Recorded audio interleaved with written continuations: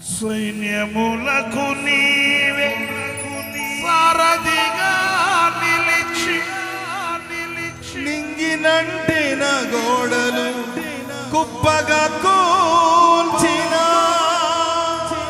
సైన్యములకు నీవే సారథిగా నిలిచి నింగినంటిన గోడలు కుప్పగా కూల్చిన మా పక్షమై మహారాజు నీవే.